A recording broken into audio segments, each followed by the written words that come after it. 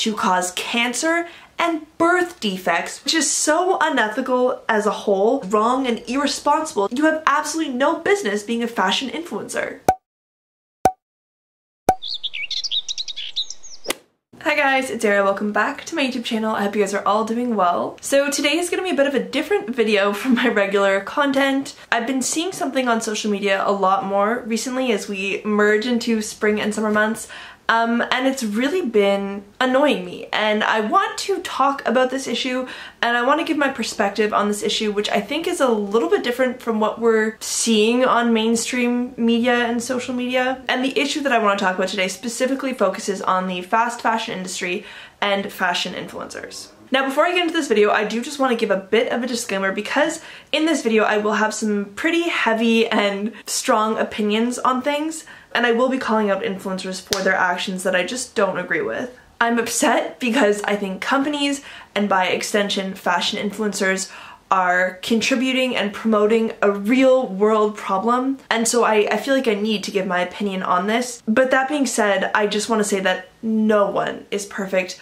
We all have our flaws, and I think that there's this common misconception when someone speaks out strongly against an issue or against another person's actions, they assume that they are the perfect example and are the gatekeepers to everything that is right and moral in this world. And I just want to say that's not the case. I have my own flaws. I am not perfect.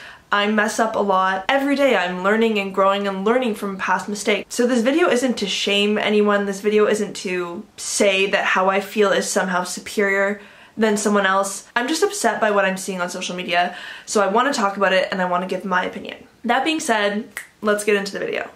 So, what's bothering me? Right now, every single TikTok and Instagram reel that I'm seeing that is being recommended to me by these platforms that's on my For You page is just the same fashion influencer fast-paced video showing me their spring Zara haul or their summer outfits from the new H&M collection or the 85 spring and summer must-haves from the Pretty Little Thing website. But the fact of the matter is, all of these fashion products that these influencers are promoting and showing on their feeds are part of the fast fashion industry, which is so unethical as a whole and extremely detrimental to our environment. Before I go on, I just want to give you guys a quick definition of fast fashion so that you know exactly what I'm talking about. So, from the author Andrew Brooks in his book Clothing Poverty: The Hidden World of Fast Fashion Clothes, he defines fast fashion as the rapid production of stylish yet ever-changing and inexpensive new clothing designs for mass market retail.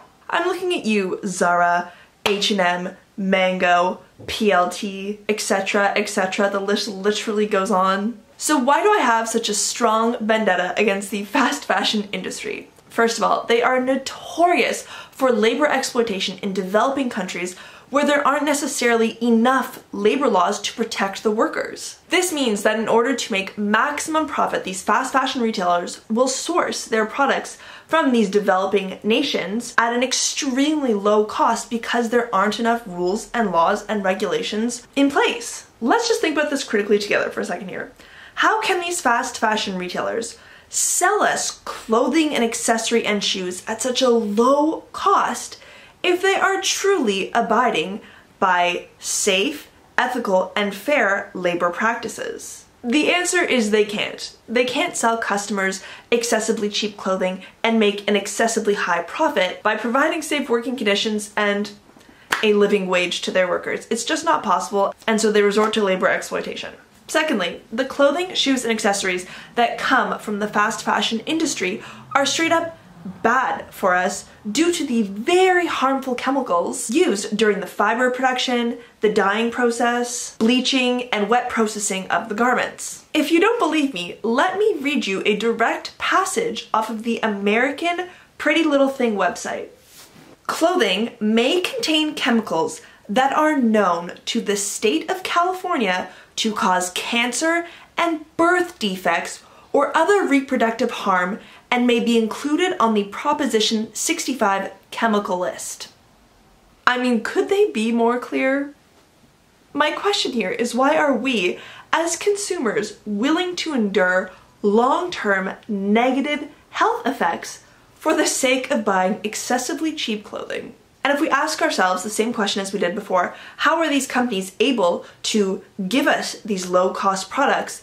Well, it's by cutting corners, by using very cheap materials and harmful chemicals. You can bet that their products are not made using high quality, natural, organic fibers. You can bet on that. It's just not possible for the low cost. And it's actually really interesting because not only are these chemicals harmful to our bodies, but they are extremely harmful to the environment as well. In 2012, Greenpeace did a study on this, and what they actually found was that 20 of the world's favorite brands are making and selling clothes containing hazardous chemicals which contribute to toxic water pollution where the clothes are made and washed. So not only are these brands making products with chemicals that are harmful to our bodies, but these chemicals are equally, if not more, harmful to essential parts of our environment like our water sources. And thirdly, when it comes to the environment, it is absolutely no secret that the fashion industry as a whole, never mind just the fast fashion industry, is incredibly detrimental. We just talked about the harmful chemicals that can seep into our waters, into our land, which are very polluting,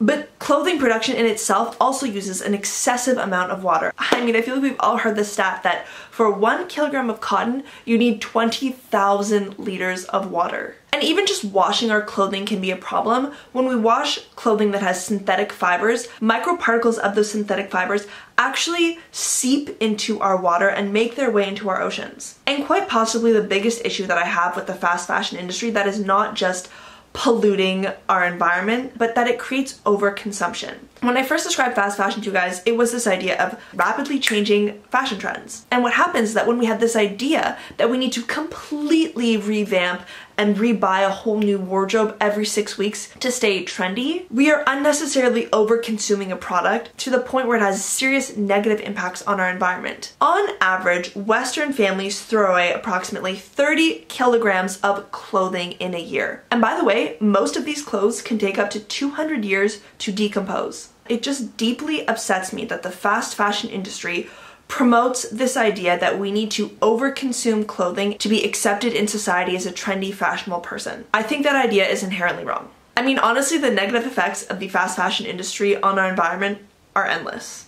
Now, you might want to say, ugh, Ariel, you're right, that does sound like a problem, but why aren't you taking out your anger on the companies instead of the influencers? And while I do think that the unethical business practices and corporations and fast fashion industry as a whole is a major problem, I also think that the influencers who support these brands and this industry is an equally major problem. Now, not only are these influencers supporting their brands, but they are also, by extension, supporting their unethical business practices. And by making videos like extreme clothing hauls and all of these must-have fashion pieces that you need to have every time the weather changes, they are further promoting the overconsumption of the fast fashion industry. To be perfectly honest with you, if you need to buy a whole new wardrobe every single year as soon as the weather changes in order to be trendy and fashionable, you have absolutely no business being a fashion influencer. To me, being a fashion influencer means finding and identifying pieces that are timeless and using your creativity to turn old into new in order to create new trends. It's not about buying into every single fashion trend that you see in hopes of being trendy.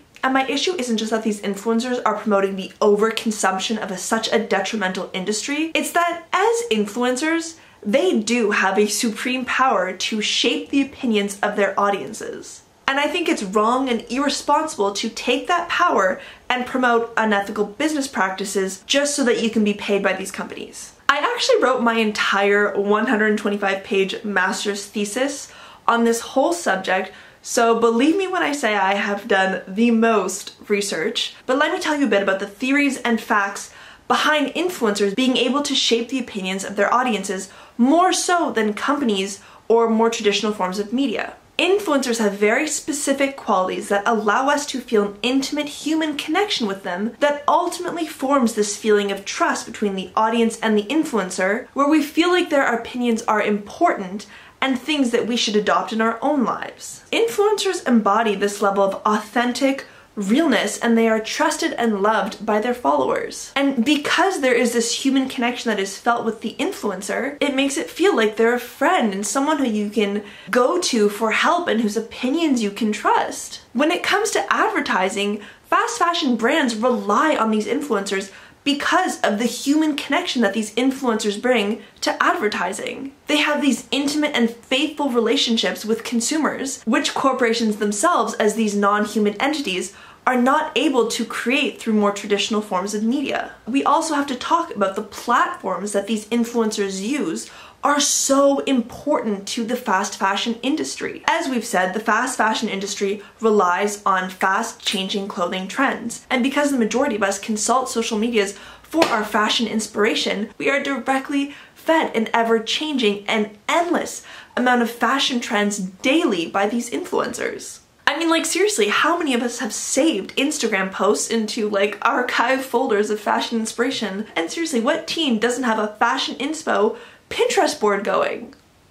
And so these influencers who use these extremely popular social media platforms for gathering fashion inspiration create extremely aesthetic fashion content, and it's done in a way that doesn't feel like an advertisement when in reality it is. It's honestly come to the point where we as consumers and social media users actually want to watch these advertisements by these influencers because they're so pretty and because they're great sources of fashion inspiration. And to really drive this point home, I wanted to share with you guys some of the research that I found in my fieldwork for my thesis. Now, for this fieldwork, I did a survey that was distributed to over 1,000 participants, and these are some of the key results that I think are important for this discussion.